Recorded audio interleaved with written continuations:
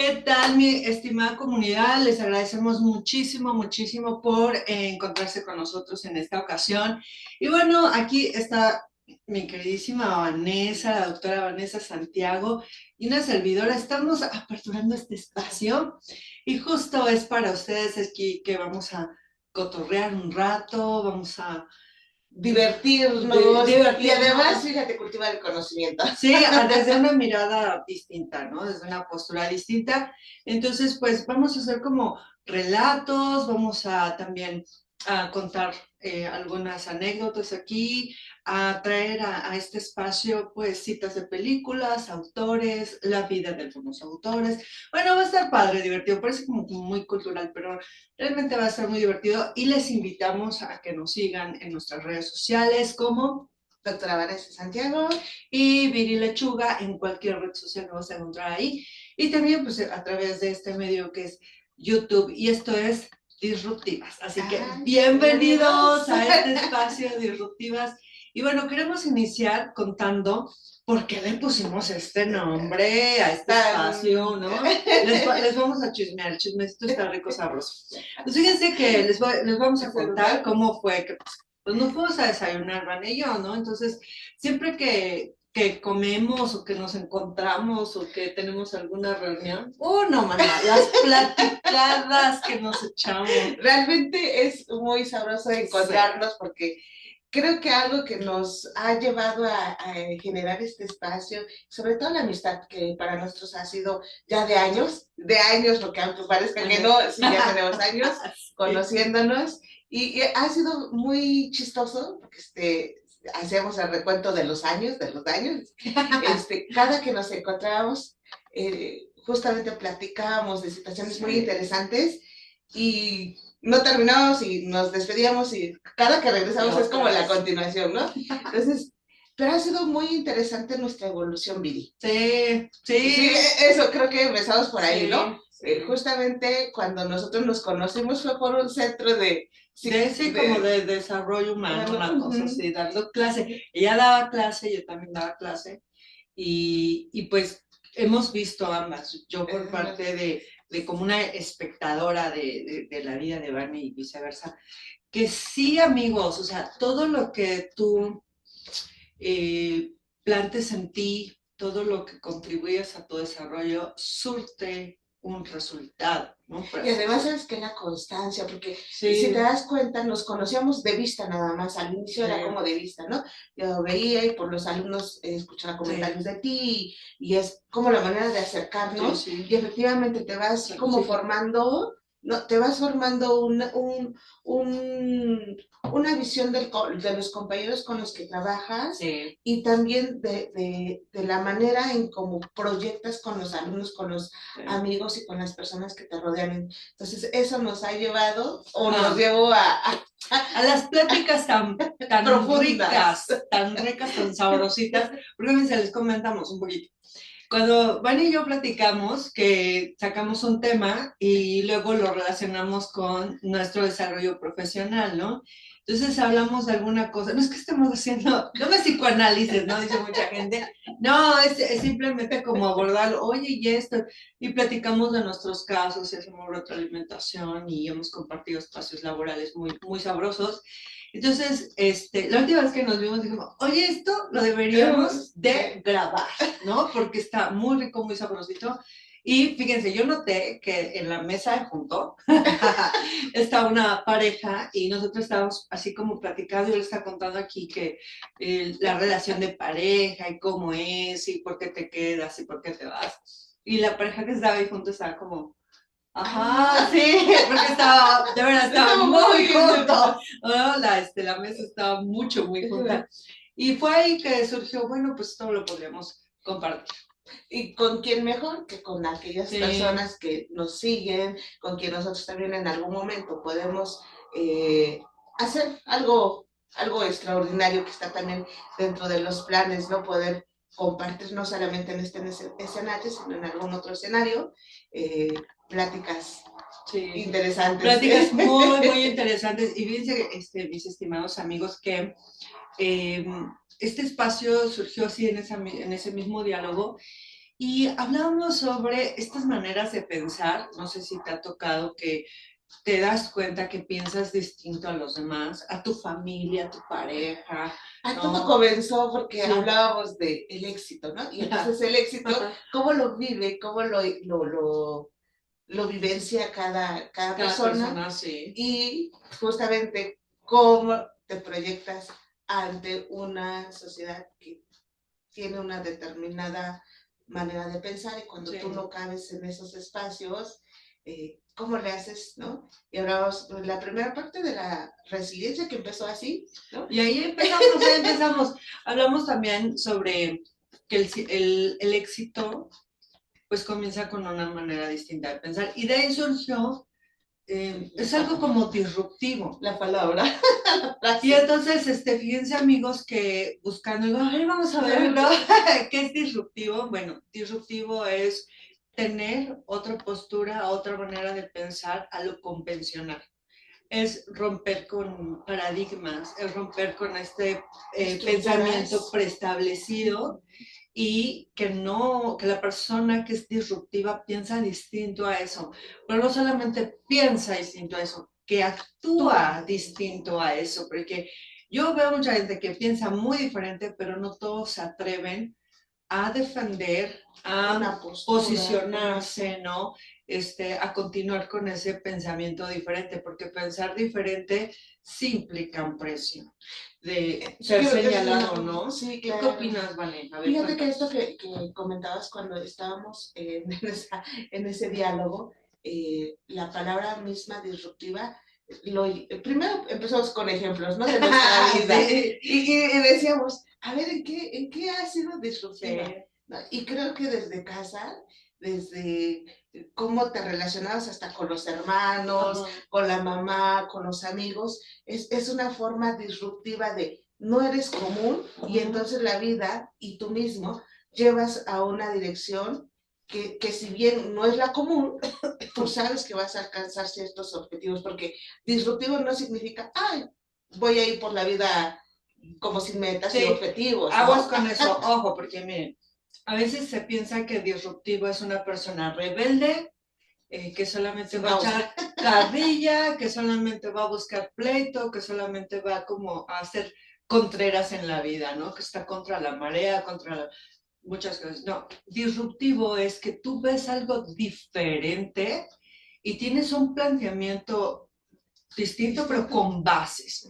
Y lo vas a proponer al mundo, pero para proponerlo al mundo, pues necesitas todo un proceso para que el mundo pueda ver algo distinto. Y bueno, ahorita como que regresamos a nuestras experiencias, pero tomando en cuenta una mentalidad disruptiva y que pues todos los que hemos estudiado psicología, que vamos en relación a eso, hemos encontrado que los autores que estudiamos, esas son mentes disruptivas. Es decir, mi manera de pensar es distinta, pero dejo algo, planteo algo, aquí está, mira mi libro, mi teoría. No nada más voy echando trancas por el mundo diciendo yo soy diferente y a la mera hora pues no dejo nada. No, y no tengo nada. Y empezábamos con Freud. Bueno, sí, con Freud. Freud fue una mente disruptiva. Y bueno, él pronto va a ser el aniversario de su natalicio, me parece, porque nació en mayo, no tengo ahorita la fecha, ahorita se las busco. Pero pues él fue, fíjense, fue judío, fue de un extracto social económico considerado pobre, ¿no? Tenía muchos hermanos, una familia muy numerosa, muy religiosa, en un contexto que era un contexto de represión total, y de ahí sale una de sus palabras, ¿no? La represión. Y él a través de su vida, ¿no? Comienza a observar justo, va en esta mentalidad disruptiva y pues comienza a desarrollarse profesionalmente. Y si no me equivoco, bueno, tenía de dos, o ser médico o ser abogado. O ser judío, ¿no? O sea, como dedicarse al, ¿qué sería? Como sacerdocio, alguna cosa así. dice, no, Nel, pues medicina, ¿no?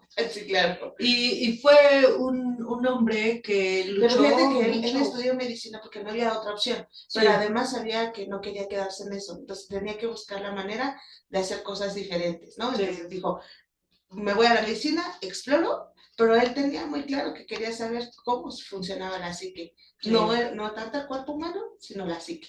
Y más que nada porque él observaba que muchas cosas que generaban malestar en el ser humano no tenían un rasgo biológico contundente en donde se revisara, tanto mide, tanto pesa, tanto tiene. No había una medida, pero sí existía dolor, por ejemplo, ¿no? Porque él empezó a desarrollar esto del síntoma y el signo, ¿no? Y hablaba justamente de la psicosomatización, de por qué algunas personas se enfermaban, y claro, él, desde su enfoque y teoría, empezó a desarrollarse en un área de represión que fue la sexualidad, ¿no?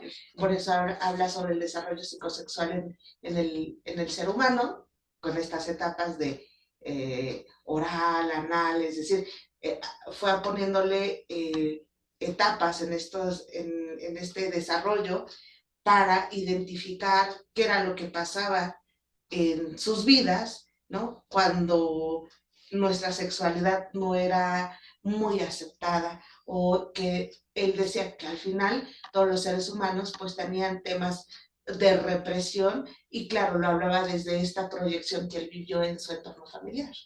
Que sí vivió en un entorno familiar muy peculiar, y no sé si a ustedes les haya tocado, mis estimados disruptivos, romper con esas barreras de lo social, de la familia, de la religión. De la educación y del entorno, ¿no? De la educación misma, ¿no? Ajá, porque en casa nos educan, nos forman, nos dan valores, y estos valores, pues con el paso del tiempo los vamos modificando, los vamos desestructurando.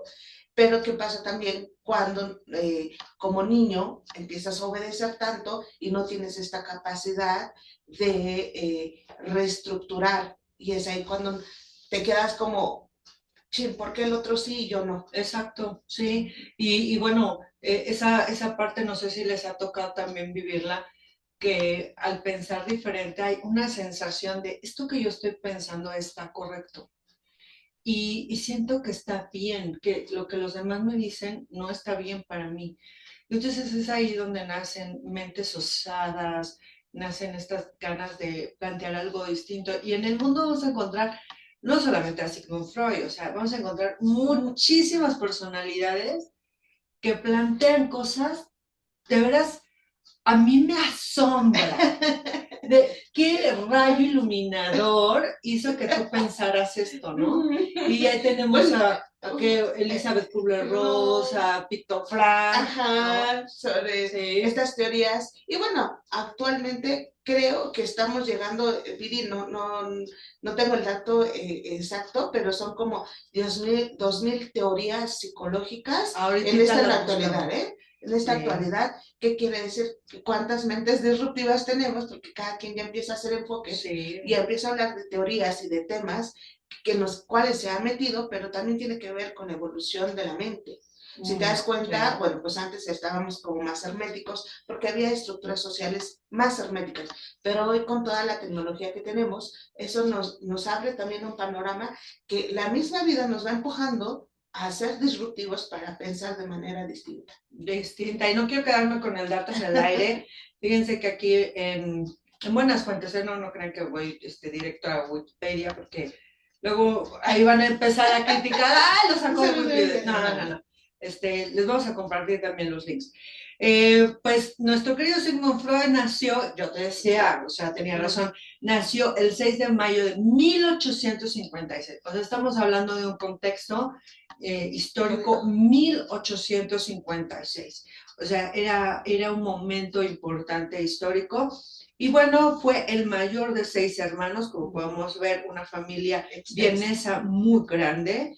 Y pues él tuvo muchos desafíos para estudiar, y entre otras muchas cosas, pues él propuso esta visión única que hasta la fecha sigue, que es el psicoanálisis. Pero no solamente él propuso cosas, también han propuesto cosas otras muchísimas personas más. No sé, bueno, derivado de estos Daniel, porque él es psicoanalista ortodoxo, sí. y ahora hay ya dos psicoanálisis más, sí. que es el psicoanálisis, ¿cómo se llama? Ahí se me falta el dato, pero hay dos partes de psicoanálisis, donde anteriormente en el ortodoxo es cuando ocupaban la camita y no te podían ver, y hoy ya hay esta parte donde el psicoanalista se sienta contigo Sí. y va guiándote, ¿no? Es como un psicoanálisis más contemporáneo. Mis queridos psicoanalistas, no nos juzguen, esto nada más es un planteamiento de tomar partes de la historia, pero si tú eres psicoanalista y tienes un poquito más de datos, coméntanos, también igual, mándanos Sí, es bien mensaje, importante, fíjate, ¿no? porque desde la trinchera de cada especialista, sí. pues tiene datos más firmes, claro. Y además, pues, teorías más... y sobre todo como datos así más contundentes. Para eso también es el espacio.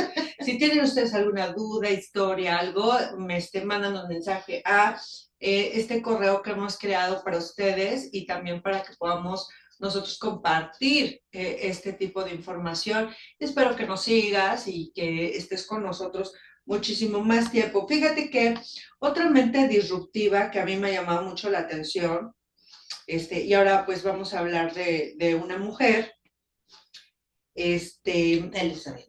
Pues hay muchas, pero una de mis favoritas es Elizabeth Kubler-Ross. De veras que fue mujer asasasasasa. Siempre que yo tengo la oportunidad de hablar de ella en mis clases, hablo de ella.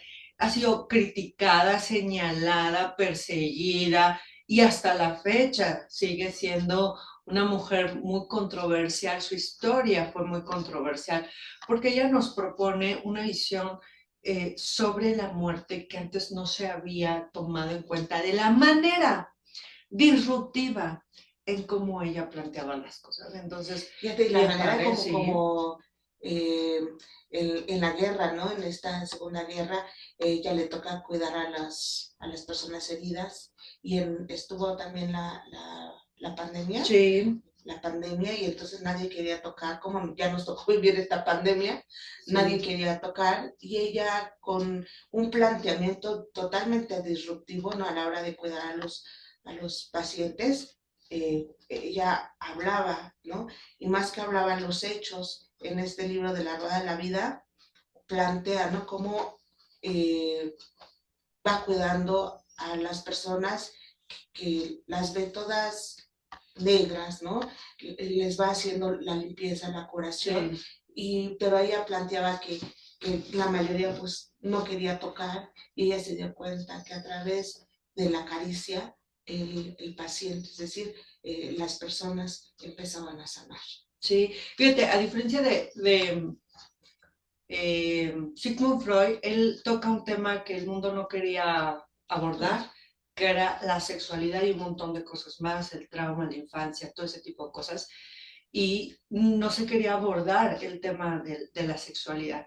Y Elizabeth Kubler-Ross toca otro tema que la humanidad pues le tiene reservas, como mucha curiosidad, pero a la vez muchas reservas y hasta la fecha hay mucho planteamiento, mucha manera de pensar de, ay, no hay que hablar de la muerte, toca madera, no, esos son malos temas, ¿no? Y entonces Elizabeth hace como un parteaguas en eso. Y bueno, les comento un poco.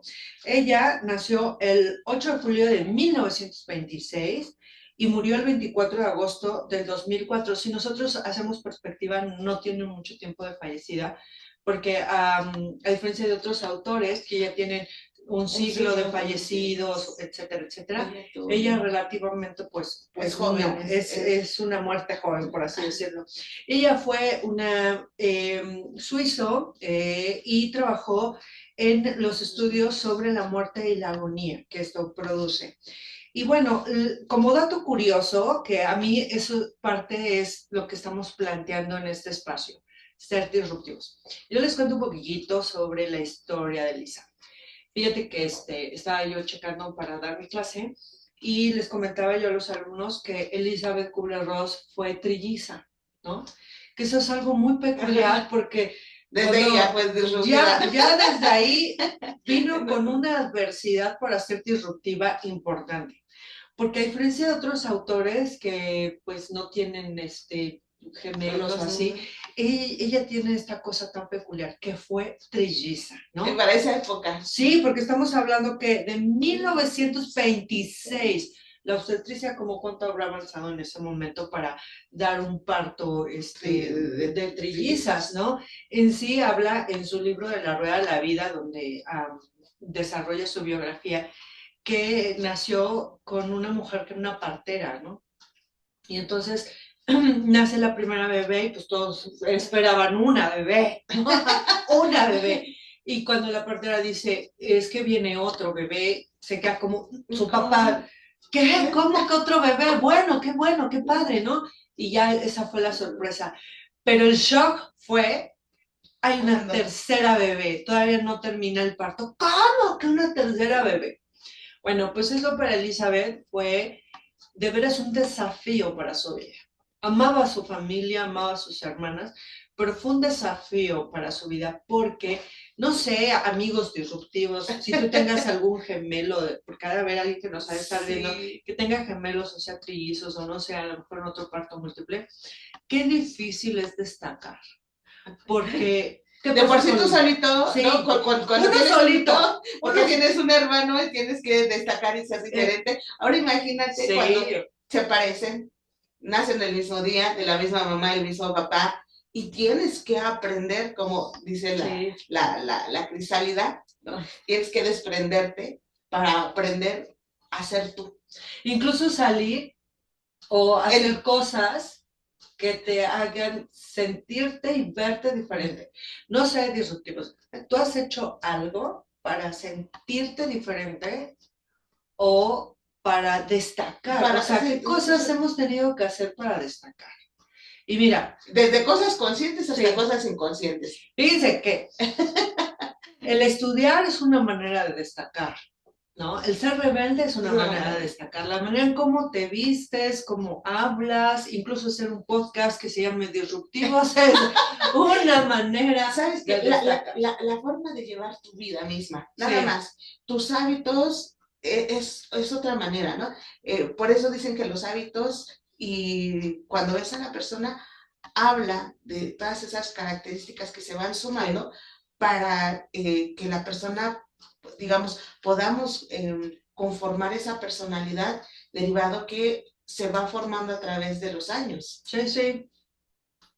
¿Qué has hecho tú para destacar? Bueno, pues te sigo contando de Elizabeth Burgos. Bueno, ya ser trilliza, ya estaba fea la cosa, difícil, porque los papás las vestían iguales. Bueno, yo creo que está en la fecha, ¿no? Ya creo que ha cambiado un poquito eso, pero la verdad es que antes era como ese patrón, ¿no? Que te vestían igualita, o sea, te sentaban igualitas. Fíjate que tengo en consulta unas ¿qué sé? Gemelas. O cuántas. No, gemelas. Y eran igualitas. Y a través del proceso terapéutico, fíjate cómo empieza a ver carácter. Sí, claro. Y es como no cambiar esa peino diferente. Y hasta te cambia el rostro, de verdad. Sí. Hemos visto nosotros que a través de los procesos, pues el temperamento como el carácter se van modificando y esto le va dando forma, ¿no? A lo que ahora quiero ser. O sea, soy porque traigo una base genética, pero en medida que yo me voy descubriendo, me voy internalizando, me voy formando y generando un pensamiento y un empoderamiento de mí, puedo hacer una transformación no nada más en forma de vestir, ¿no? Sino también en la personalidad que yo misma voy ejerciendo. La manera de hablar. Y como yo les comentaba, ¿no? Pues Elizabeth fue trilliza, pero mucho de eso fue situación de los papás, como actualmente, ¿no? Los papás son los que nos dan nuestro primer rasgo de identidad, el nombre, y tú eres, ¿no? O sea, cuando los niños interactúan con los papás, hay mucho diálogo en cuestión emocional, directiva, de comportamiento social, familiar, relacional, ¿no? Hay un contenido. Tú eres. De tú eres. Un contenido de las expectativas que los padres nos van poniendo y de lo que esperan de nosotros. Por eso muchas personas o algunas personas tienen que ser disruptivas para romper con esos, dicen, el karma, ¿no? Con esos paradigmas de los papás, porque también es una realidad que hay hijos que piensan asombrosamente distinto a los papás. Aun cuando fueron educados, ¿no? Y tuvieron los hábitos. Hasta siendo gemelos, trillizos, como sea, hay alguien que piensa distinto. Y qué bueno, o sea, la verdad es que para los papás debe ser muy confrontativo que el chico, chica, niño, lo que sea, piense diferente, porque para los papás es un desafío que se cuestionen esos planteamientos. No sé si a ti te tocó cuestionar los planteamientos de tus papás, pero ¿por qué? ¿Y por qué tendríamos que dejarles la tarea de que hagan una lista de cuántos planteamientos han modificado a través de esa educación que se les dio, pero también de la que generaron formados, ya sea académicamente o laboralmente, porque el hecho de que no tengas un estudio, fíjate, en las áreas laborales siempre también hay desafíos, como estas metas, como estos entornos que te piden forzarte a hacer cambios. Sí, yo escuchaba a una consultante que me comentaba, pues mi papá siempre nos decía, te tiene que costar, pero a ver, aguas, ojo, el papá lo dice conforme su experiencia, conforme lo que él espera del mundo y lo que tiene muy, muy en mente, o cómo construyó esa idea muy en su mente. Entonces a lo mejor papá lo piensa hacia una dirección, pero el niño cuando está escuchando esto, pues lo construye distinto, ¿no? Lo construye como, me tiene que costar, entonces lo puedo plantear desde la postura de, me tiene que doler, o tengo que hacer mucho, mucho, mucho, mucho para que entonces yo sienta que sí lo logré, o que sí me costó, o que sí es un logro mío. Entonces cuando crecemos, vamos con esas ideas en el mundo, y si no lo sufro, siento que no me lo merezco. Entonces, aguas, eso es como una introyección, un paradigma que tenemos con el cual planteamos nuestra vida, hasta que surge un cambio en la persona y dice, pero ¿por qué me tiene que costar tanto? ¿Por qué sufro cada vez que algo bueno me pasa? ¿Por qué siempre estoy esperando que eso tan bueno que me ha pasado se vaya de mi vida? Entonces, si te ha pasado, escríbenos. Escríbenos ahorita y les pasamos el correo. Se llama Radio Disruptivas Radio @gmail. Acá nos puedes escribir y nosotros con mucho gusto vamos a responderte, a leer tus historias. También si nos quieres compartir los hechos trascendentales que has pasado, que has vivido y que has afrontado, pues sería para nosotros genial porque lo podemos hasta... Sí, podemos leer una de tus historias aquí y incluso aquí darle análisis. Sí, con tu permiso y todo, de manera anónima podemos darle análisis.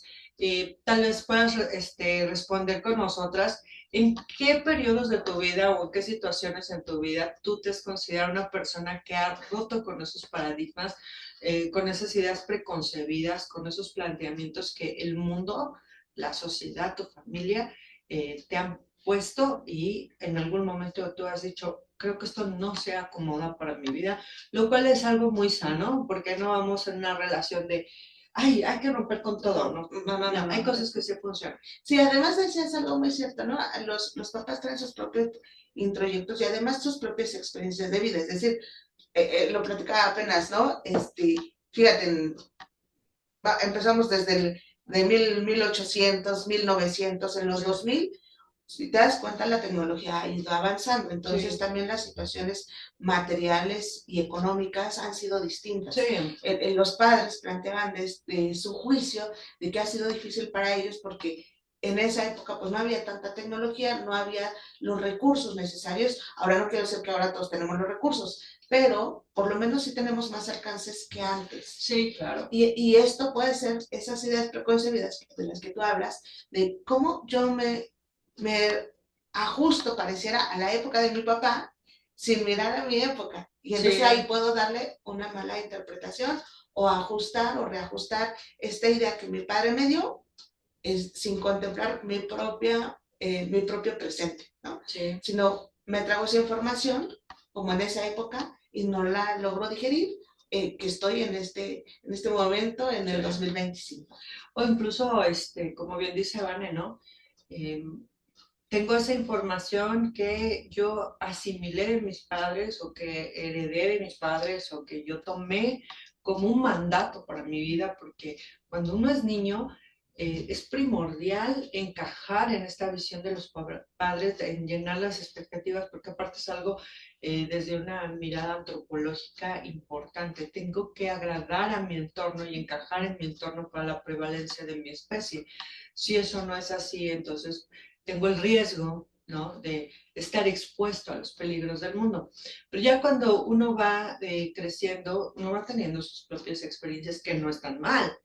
Y entonces también es algo muy bueno de decir, bueno, pero lo que yo viví no es que esté mal, también lo puedo integrar como un conocimiento igual de verdadero como el que mis padres me han compartido, o diferente, porque esto que ellos me compartieron o la manera de pensar de ellos al momento en el que estoy viviendo en mi vida, que no se aplica, no es funcional, no me aporta incluso de paz, de tranquilidad. ¿Te ha pasado esto? ¿Tienes un tema así con tus papás?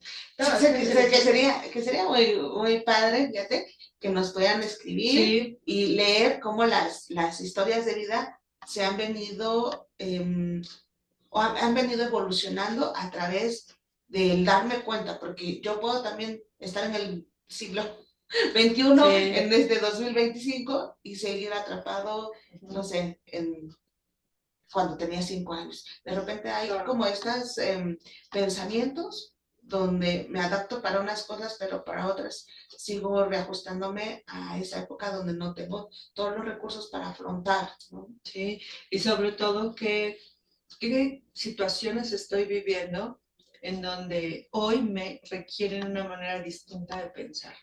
Y yo me aferro a pensar igual. Y es bien difícil porque estamos como en una situación compleja en el momento de decir, si pienso diferente, abandono lo que ya aprendí, que fue de mis padres, ¿no? No lo pensamos así tan, pero es como No, un proceso psíquico que pasa, ¿no? Abandono lo que me enseñaron mis padres, mi familia. Pero ahora esta como el situación, temor a evolucionar, sí, porque tengo miedo de que ya no exista o sea parte de ese linaje. y entonces eso ya me haga como ser tan diferente que no sea parte de lo que siempre he conocido, ¿no? Puede ser de esa manera. No, y es que eso te genera procesos de duelo, realmente. Sí. A veces les llega como el sentimiento de culpa, pero no identifican por qué, y tiene que ver con lo que acabas de mencionar, Viri. O sea, como yo quiero hacer tantas cosas, pero tengo el temor de que que si no sigo siendo disciplinada, así de sentarme 2 horas a estudiar, si no hago esa actividad, siento que le soy desleal a mis papás, ¿no? Sí, eso está súper interesante. Y vean desde dónde lo están observando, desde dónde lo están vivenciando, porque esos son datos importantes. Si tú tienes algo de estos temas, igual un espacio terapéutico es maravilloso. Y pues para ir cerrando un poco lo de Elizabeth Kubler-Ross, pues ella piensa diferente, actúa diferente y siempre estaba buscando no sobresalir en el mal sentido, sino sobresalir en la situación de yo quiero que me reconozcan por quien soy, que yo soy Elizabeth, no soy la trilliza, ¿no? O sea, soy Elizabeth. Y pues ella, muy aguerrida con la vida, muy entrona, ella se escribe en su libro como muy tosuda, dice.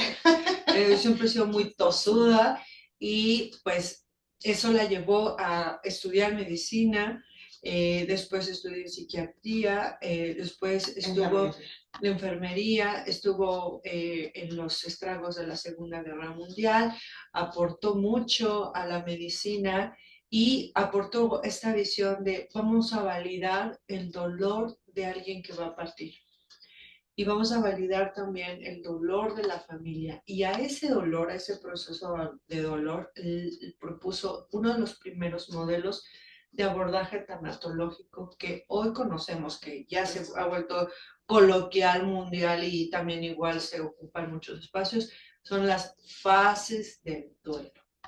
Que de aquí en adelante, aunque han puesto algunas más actuales, la verdad es que no se basan en estas bases que nunca se van a quitar ni se van a ir, porque ella justamente a la hora de ir atendiendo a los pacientes, Sí. porque eran pacientes para ir en limpiarles las heridas. heridas, ella se daba cuenta que había este modelo, ¿no? Este proceso de duelo ante las circunstancias que iban viviendo. Claro, y bueno, hoy hemos hablado de los primeros, ¿no? O sea, siempre que vamos a estudiar algo, seguro vamos a estudiar a los primeros. Y en el caso de la psicología, uno de los primeros pues fue Sigmund Freud. Nos guste, no nos guste, nos guste lo que planteó, no se aplica actualmente, no. Al final del día fue un hombre que propuso algo que ha trascendido. Imagínense qué tan disruptivo su pensamiento, que ha trascendido décadas, años, generaciones de estudiantes y que hasta la fecha sigue estando en el plan de estudios de cualquier carrera en psicología, porque y que es seguirá, una referencia. Seguirá vigente, porque realmente es el modelo psicoanalítico. De desarrollo psíquico, o sea, pues va a seguir trascendiendo por el mismo desarrollo, ¿no? Que es importante abordarlo, como de otros autores. No, y aparte él planteó algo que ya después otros autores tomaron una parte y de ahí desarrollaron su teoría. De veras que ser el primero es duro, duro, porque yo siento que tenía razón Sigmund Freud en el punto de, a ver, ¿quién se está metiendo con mi teoría? No, sáquense, no, esto yo lo propuse, pues estaba defendiendo lo que él creó. Y pues muchos se lo tomaron a mal, pero la genialidad tiene un precio también. Y otra persona que pues acabamos de hablar pues es Elizabeth Kubler-Ross, que también una mente disruptiva, les digo, fue atacada porque planteaba cosas sobre la muerte, incluso fue catalogada como loca porque hizo investigaciones que no tenían un sustento comprobable científico. Y entonces esto de buscar siempre todo lo científico para sentir seguridad fue un periodo importante en la historia. Actualmente ya nuestra mentalidad ha cambiado mucho y nos aperturamos a la posibilidad, ¿no? Entonces estos dos personajes, tanto Sigmund Freud como Elizabeth Kubler-Ross, son un ejemplo de ser disruptivos en la vida. ¿Tú tienes algún personaje disruptivo que digas, este cantante, este autor, este escritor, influencer? Es más, en tu familia, ¿no? Porque a lo mejor en tu familia tienes algún hermano, a lo mejor eres tu propio papá, sí. o alguien, ¿no? Que los lleva a esa justamente disrupción para, pues, poder decir, la vida me lleva a esto, yo tengo que ir rompiendo estos escenarios, estas barreras, para formarme de esta manera. Sí, como les digo, a lo mejor eres tú, porque incluso el ser así te hace ver este tipo de espacios, de estos tipos de programas, de buscar espacios de desarrollo humano, seguir estudiando. A lo mejor eres tú y te has de preguntar, qué difícil, porque he sido juzgado, señalado, criticado, perseguido, mancillado, vulnerado por ser diferente. Pero si te das cuenta, esas personas que son así, ahí tienden a buscar. Ahí está. No es que van a cambiar mañana, al contrario, dice, ahora qué haré mañana, ¿no? Como, como ya recibí el regaño, el señalamiento, pero ya estoy buscando otro curso, ya estoy buscando otra cosa por hacer. Y es un precio a pagar. Fíjense que este fin de semana que estuve dando clase, me decía una alumna, mucha gente me dice, ¿por qué vas a volver a estudiar? ¿Cuándo lo vas a aplicar? Solamente estás gastando tu dinero, estudias y estudias y de qué te va a servir, ¿no? Y entonces ella se siente muy señalada por eso, incluso vulnerada, pues está ¿no? Vulnerada por querer estudiar. O sea, estudiar, no, para empezar no es fácil, en nuestro bonito país no es fácil, y todavía para que tu familia te esté diciendo eso es una cosa bien, bien fea, pero su pensamiento disruptivo la lleva a, yo quiero hacerlo, y lo está haciendo y lo sigue haciendo. Y entonces eso nos hace ser esta persona que piensa diferente, que rompe paradigmas, que rompe incluso con comportamientos familiares, que hoy en día pueden ser cuestionados por la familia. Tú dices, es que no le encuentro sentido a lo que ustedes me dicen y yo quiero ser distinto, quiero cambiar. ¿Tú eres así? ¿Te ha pasado así? Escríbenos, por favor, a disruptivaradio@gmail. Y además, fíjate con esto que acabas de decir, ¿cuántas veces, no necesariamente es el estudio, como bien decías, ¿no? Pero hay personas que tienen competencias de desarrollo y que a lo mejor iniciaron desde limpiando una empresa y hoy son gerentes, Sí. ¿no? Y esto te ha llevado a romper esos paradigmas, a romper patrones, pero sobre todo a tu propia competencia, ¿no? Como ir entrelazando estos conocimientos que tienes con las habilidades y además rompiendo también los esquemas que mamá o papá tenía o el entorno de decir que porque no tienes un estudio no podrías alcanzar algún puesto que a veces las personas no necesariamente requieren también de un estudio, que aunque sabemos que es importante tener cédula y todo lo demás, pero en algunas empresas es importante tener las habilidades para llegar a determinados puestos, ¿no?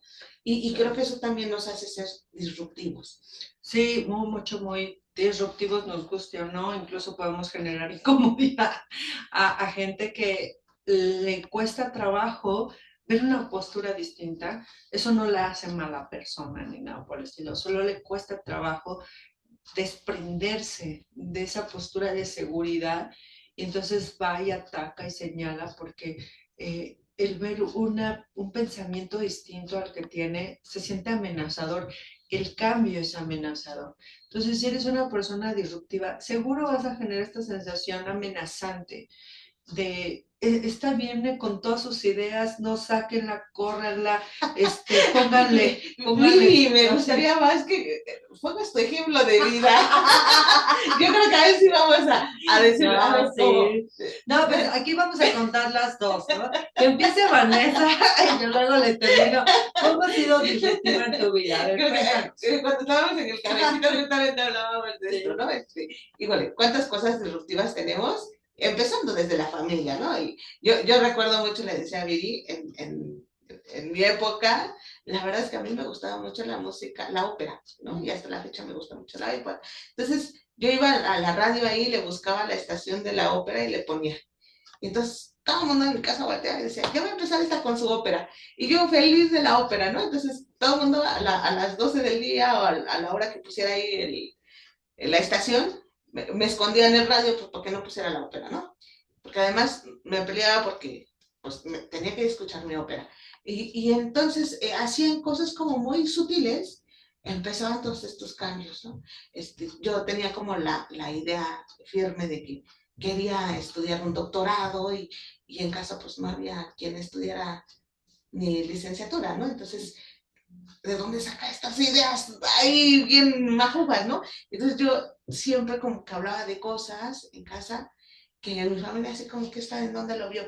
Y además déjame decirte que una de las cosas que yo creo que sí fue muy importante para nosotros es que mamá no nos dejaba ver la televisión. Entonces no había así como que dijeras tú, ay, es que lo aprendiste de la televisión. No, mi mamá siempre dijo que la televisión era como perder el tiempo y que teníamos que hacer cosas en casa, porque además antes era como apoyar, ¿no? En casa, o sea, hace esto, limpia acá, limpia allá, y en los colegios que tuve la fortuna de asistir, fíjate que ahí nos ponían muchas actividades como manuales. Y a mí no me gustaban todas las cosas manuales, y nos ponían, por ejemplo, a tejer, a bordar, sí. Y esas cosas a mí no me gustaban. Entonces yo era bien inteligente, porque ¿qué crees? Siempre iba, por ejemplo, con la servilleta para bordar o cosas así, y le decía, mamá, ¿cómo se hace? A ver, enséñame. Y ya mi mamá me decía, a ver, otro, y otro. Y mi mamá terminaba haciendo lo que me correspondía a mí. Entonces, ahí como me daba cuenta. Mi mamá no se daba cuenta hasta de eso, decía, tú ya me hiciste hacer tu trabajo, ¿no? Pero, a ver, el siguiente, ya hasta que se terminaba y ya te teníamos que descansar. Entonces, sí, creativa de esta manera. ¿No? Entonces, cosas disruptivas, claro, si se hubiera dado cuenta mi mamá, eso, desde la primera me hubiera dicho, ahí te quedas hasta que termines, y nunca iba a terminar de abordar. Y dale, y dale. ¿Y eso cómo te ha funcionado en tu vida? O sea, el decir, bueno, esta otra posibilidad, o sea, no necesariamente lo tengo que hacer yo. Exacto, es que fíjate que... ¿O por qué tengo que hacer esto, no? Sí, claro, ahí es donde yo me doy cuenta que tengo habilidades para otras cosas y habilidades que me son muy complejas y que claro, sí lo haría, pero eso me llevaría creo que un año en hacerlo y que obviamente pues no tendría que mirar como estas opciones de que quién lo puede hacer. Y creo que eso es lo que te hace el trabajo en equipo, que es justamente lo que hablábamos, ¿no? Porque puedes tener muchas cosas maravillosas, pero el trabajo en equipo, como creo que en ese día fue el que dijiste, el trabajo en equipo es lo que hace que de repente brillemos más, ¿no? Sí. Que uno solo. ¿Por qué? Porque hay un trabajo en conjunto y además la adaptación, el compartir con otra persona hace que seamos un equipo. Y fíjate, creo que al final esto también es lo que me acercó a mi mamá, porque si no hubiera hecho esa actividad con ella, en realidad yo era muy independiente, tan independiente que, por ejemplo, yo solita siempre tuve horarios para el ejercicio que yo me ponía, ¿no? Yo me levantaba a las 5 de la mañana y me iba a correr. Y entonces, no decía, ¿qué no tienes sueño? Y yo, no, tengo que tener como disciplina. Entonces yo me levantaba, abría la puertita, porque pedía prestado un perrito que ni era mío, salía el perrito, y entonces, pues al perrito nunca lo llevé en realidad encadenado porque ni era mío, pero siempre estaba, nunca tan cerca, pero siempre estaba como alrededor mío. Entonces, nos íbamos a correr 2 horas, 5, 6, 7, y llegaba como corto para las 7, llegaba, me bañaba y me iba a la escuela porque entraba a las 7. Entonces eran así como los minutos que yo tenía que irme formando, y si tú me preguntas, ¿de dónde aprendí eso? O sea, no. Posterior a eso, mi papá empieza a entrar porque le gustaba también mucho el deporte, pero él no corría, entonces él más iba a hacer ejercicio. Y con el tiempo, ¿no? Yo he venido diciendo, fíjate, o sea, los hábitos son de años, no es de que fue ayer que me levanté y yo dije, ay, voy a hacer fitness, ¿no? O sea, no, tiene que haber una estructura de formar hábitos. Y creo que como eso también es la lectura. O sea, la lectura yo recuerdo desde muy niña, ¿no? También veía un libro y decía, a ver, ¿qué dice acá? Y ahí vas leyendo y leyendo. Y yo recuerdo que mi papá siempre me decía, siéntense a leer, pero mi papá nunca se sentó así conmigo y, a ver, vamos a leer. O sea, como estas cosas, ¿no? Como lo que te digo, pero no lo hago. Ajá. Sí. Y creo que desde ahí empieza como esta parte disruptiva en ti, en decir, bueno, ¿por qué me dice? Y nunca cuestionarme, porque la verdad en ese entonces creo que no me cuestionaba porque papá no, o mamá no lo hacía, ¿no? Pero para mí sí era importante como ir organizando los tiempos, porque si algo puedo decir, sí, para mí era importante los tiempos. Mis papás son maestros, y entonces creo que la disciplina que ellos tenían en las aulas, de ahí que por eso me gusta la docencia, yo creo. Sí, ya te vi. Ajá, entonces, ¿qué tiene que ver con estos hábitos, ¿no? Entonces, al final, mirar lo que hay a tu alrededor, pues es parte de ti. Qué maravilla, Vane. Pues ese es un ejemplo de disruptivos. Así que, amigos disruptivos, mándenos sus historias. ¿Cómo es que tú te identificas como una persona que piensa distinto, que plantea cosas distintas y piensa diferente? Muy bien, pues bien, nos toca contigo. Bueno, pues yo ahorita escuchándote creo que algo que para muchos es muy importante son los papás, porque la manera en cómo te relacionas con los padres, la forma en cómo interactúas con ellos, su ejemplo, lo que te dicen, claro que impacta en tu vida. Va a nutrir en tu vida. Entonces, para mí, una persona muy importante pues, es mi mamá, ¿no? Ella siempre me compraba libros, vivimos como familia situaciones muy precarias, de mucha vulnerabilidad.